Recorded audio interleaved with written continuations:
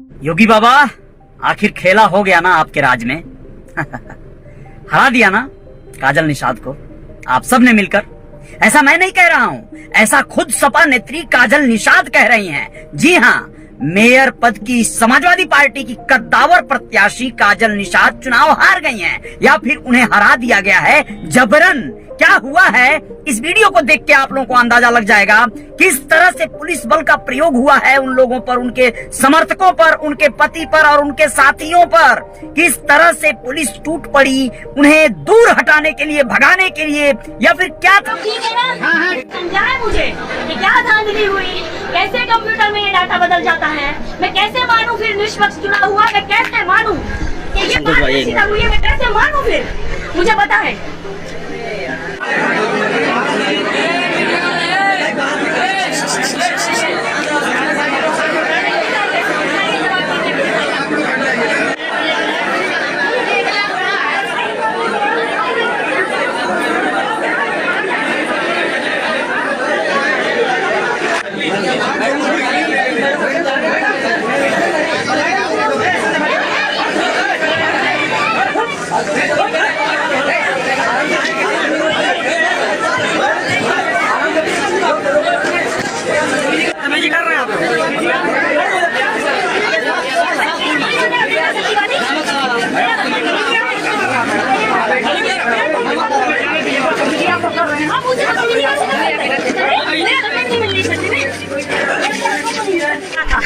$3.5 लाख, वैसे 5 लाख हो गया। कैसे हो जाता है 5 लाख?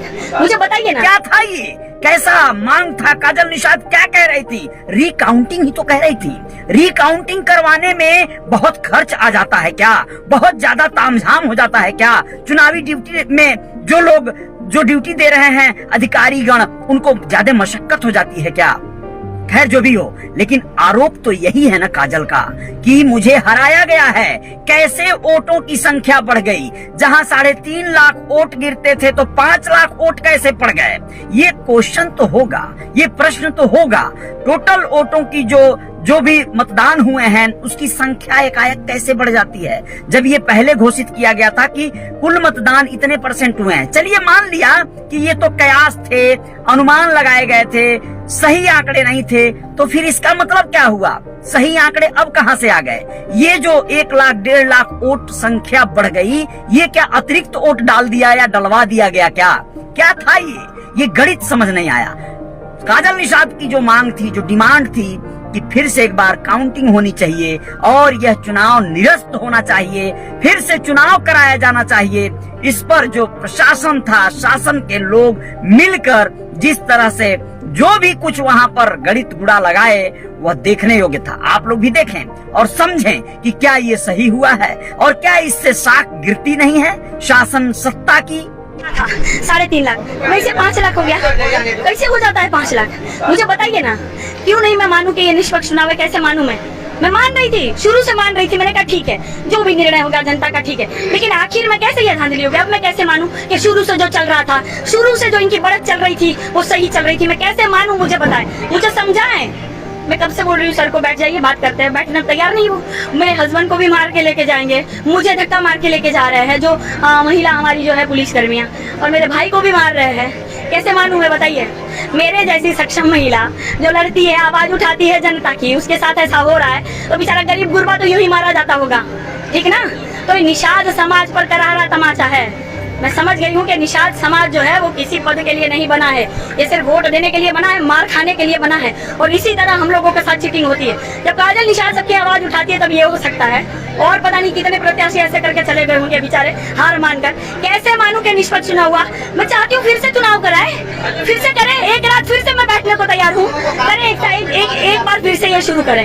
यहाँ दिखाइए, मैं सर को बोल रही हूँ कि बैठिए, सर बैठ ही नहीं रहे, सर बात करने को तैयार नहीं, सब जवाब देने को तैयार नहीं है। ये धांधली हो रही है, ठीक है? ये मैं कह रही हूँ, या तो दोबारा। मैं तो ये भी कह सकता हूँ कि काजल निषाद जैसी कद्दावर नेत्री को पाकर समाजवादी पार्टी भी फूले नहीं समा रही होगी। ऐसी लड़ाका, ऐसी दहाड़ने वाली निषाद समाज की महिला कैसे हो सकती है? इसी में निषाद समाज के एक कद्दावर नेता ने जो विगत दिनों चुनाव प्रचार के दौरान यह आरोप लगा दिया था कि काजल निषाद तो निषाद समाज की है ही नहीं, निषाद समाज की बहू ही नहीं है। इस तरह से कहकर जो अपमान किया गया एक नारी का, एक स्त्री का, उससे सारे नारी समाज का ही अस्तित्व खतरे में पड़ गया।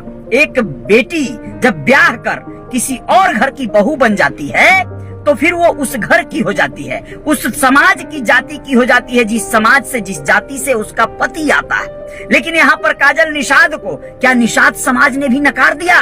क्या कयास लगाएंगे आप? अगर निषाद समाज ने नकार दिया तो ये जो वोट मिले हैं काजल निषाद को, ये वोट किसके हैं? कौन लोगों ने काजल निषाद को अपना समझा? इस बात का प्रश्न तो बनता है। यह तलाशना होगा कि क्या सच में निषाद समाज ने अपना मतदान तो किया लेकिन किसी और ने छलावा कर दिया क्या? क्या है ये पूरी गणित? इसको समझने के लिए आप लोगों को बहुत तह तक जाना पड़ेगा, बहुत ज्यादा डीप में समझना पड़ेगा। समाजवादी पार्टी का जो बेस वोट है वो अगर काजल निषाद के साथ था तो फिर बाकी के वोट कहाँ गए?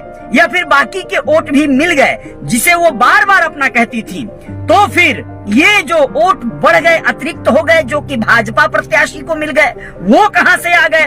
ये सारे प्रश्न जो है कौंधते हैं और ये सारे प्रश्न चीख चीख कर यह मांग करते हैं कि हाँ, सच में चुनाव एक बार फिर कराया जाना चाहिए। लेकिन इससे होगा क्या? फिर से वही अतिरिक्त खर्च, फिर से वही एक अतिरिक्त माथापच्ची, वह बोझ का बढ़ जाना, वो तमाम बातें आएंगी। इससे कुछ हासिल न होगा, क्योंकि ये लोग कहते तो हैं, जो जागरूक है, जो समझदार हैं, कि जिस दल की शासन सत्ता होती है, जिसकी सरकार होती है, वो अपनी जय जयकार तो करवा ही लेता है, चाहे जैसे हो, चाहे जिस विधा हो। और शायद कहीं न कहीं यह बात काजल के साथ अगर हुआ है तो इसमें आश्चर्य किस बात का?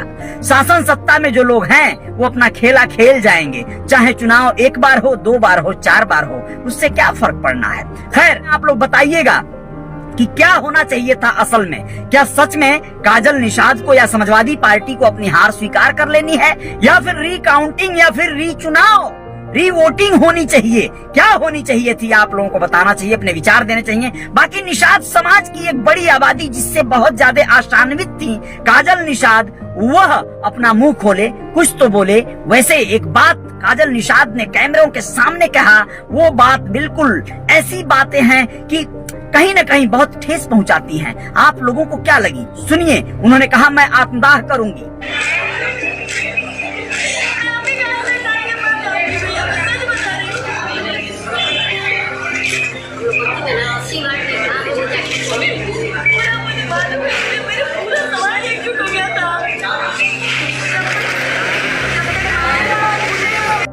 ये सही नहीं होगा, ये तो बिल्कुल उचित न होगा। इस तरह की बातें, खैर नेताओं की बातें हैं, न जाने क्या हो, लेकिन शासन सत्ता को जागरूक तो होना चाहिए, चौकन्ना भी।